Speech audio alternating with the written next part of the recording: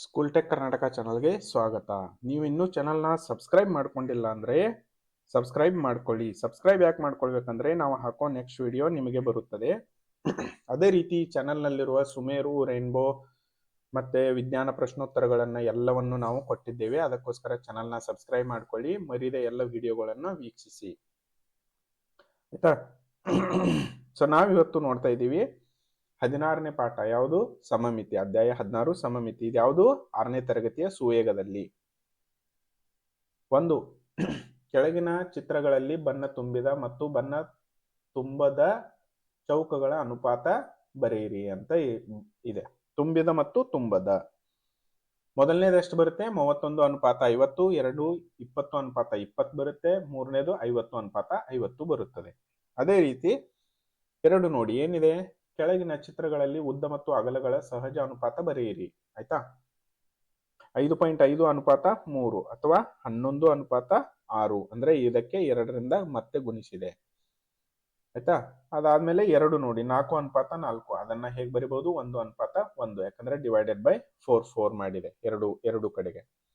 ಎರಡನೇದು ನೋಡಿ ಎಷ್ಟಿದೆ? 5.4:2.8. 54:28 ಅಥವಾ 27:14 ಅಂತಾನು ಕೂಡ ಬರಿಬಹುದು. ನಾಲ್ಕನೇದು ನೋಡಿ 7:2. ಅದೇ ರೀತಿ 1, 2, 3, 4 ಇಲ್ಲಿ ನಾನು ಟೇಬಲ್ ಅಲ್ಲಿ ಬರ್ತೀನಿ. ಮೊದಲನೇದಷ್ಟು 11:6, 2 1:1, ಮೂರನೇದಷ್ಟಿದೆ 27:14. ಅದಾದ್ಮೇಲೆ 4 7:2. ಇಲ್ಲಿ ಎರಡನೇದಷ್ಟಿದೆ 27:14. ಅದಾದ್ಮೇಲೆ ಇದು 3 ಆಗುತ್ತೆ. ಹಾಗಾದ್ರೆ 2 ಕರೆಕ್ಟ್ ಇದೆ. 2 ಎಷ್ಟು? 1:1 ಕರೆಕ್ಟ್ ಆಗಿತ್ತು. ಸೊ ಅದೇ ರೀತಿ 3 ನೋಡಿ ಕೆಳಗಿನ ಲೆಕ್ಕಗಳನ್ನು ಮಾಡಿ ಅಂತ ಇದೆ. 1. ಉದಯ್ನ ಅಣ್ಣ ಸಂತೋಷನಿಗಿಂತ ಉದಯ್ 3 ವರ್ಷ ಚಿಕ್ಕವನು. ಉದಯ್ನ ವಯಸ್ಸನ್ನು ಚರಾಕ್ಷರದ ಮೂಲಕ ಹೇಗೆ ಸೂಚಿಸುವಿರಿ? ಸಂತೋಷ್ನ ವಯಸ್ಸು y ಆಗಿರಲಿ. ಆದ್ದರಿಂದ ಉದಯ್ನ ವಯಸ್ಸು y-3. ಯಾಕಂದ್ರೆ ಉದಯ್ ಸಂತೋಷನಿಗಿಂತ 3 ವರ್ಷ ವಯಸ್ಸಿನಲ್ಲಿ ಕಡಿಮೆ ಇರುತ್ತಾನೆ. 2. ಬೆಂಕಿ ಕಡ್ಡಿಗಳಿಂದ ತಯಾರಿಸಿದ ಮನೆಗಳ ವಿನ್ಯಾಸ ಹೀಗಿದೆ. ಈ ವಿನ್ಯಾಸದ ಸಾಮಾನ್ಯ ನಿಯಮವನ್ನು ಬರೆಯಿರಿ ಅಂತ ಇದೆ. 6x1 ಆಯ್ತಾ? 6 ಕಡ್ಡಿಗಳು ಎಷ್ಟು? 1 ವಿನ್ಯಾಸ ಆಗಿದೆ. ಇಲ್ಲಿ ಎಷ್ಟು ಮಾಡಿದ್ದಾರೆ? 2. 6x2 6x3.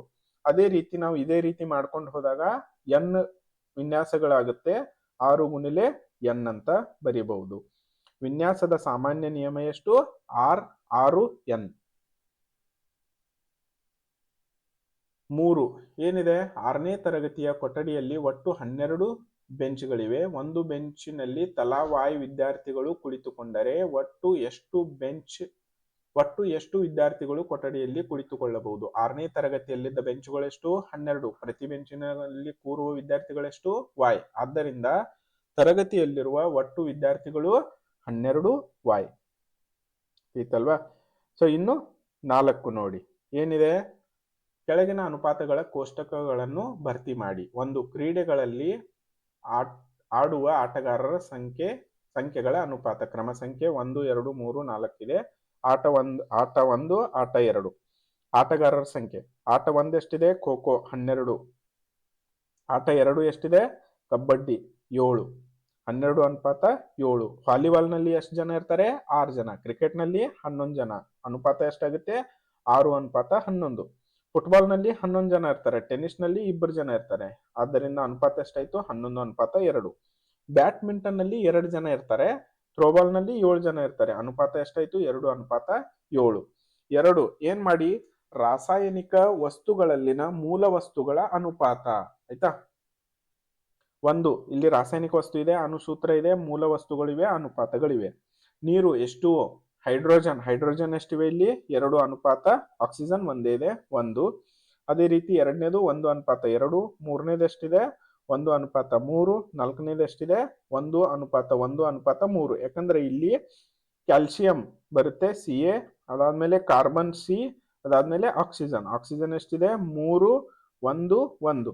ಅದಾದ ತಕ್ಷಣ ಅದು ಕೊನೆಗೆ ಅನುಪಾತ ಎಷ್ಟು ಬರುತ್ತೆ? 1:1:3 ಅಂತ ಬರುತ್ತೆ. 3 ಏನಿದೆ?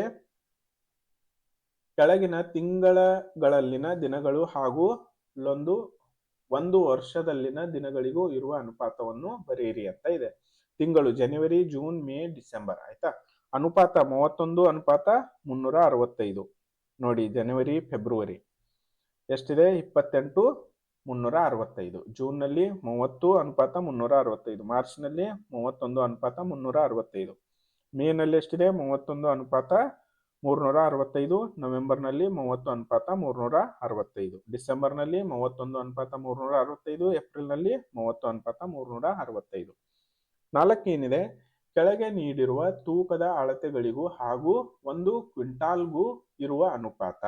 ತೂಕ 25 kg 500 ಗ್ರಾಂ ಮೊದಲನೇದು. ಆಯ್ತಾ? 25.5 ಅನುಪಾತ 1,000. 1 ಕ್ವಿಂಟಲ್ ಅಂದ್ರೆ ಎಷ್ಟು? 1 ಕ್ವಿಂಟಲ್ ಅಂದ್ರೆ 1,000 kg. ಆಯ್ತಾ? ಸೊ ಅದಾದ್ಮೇಲೆ ತೂಕ 990 kg 90 ಗ್ರಾಂ. ಎಷ್ಟಿದೆ? 990.90 ಅನುಪಾತ 100.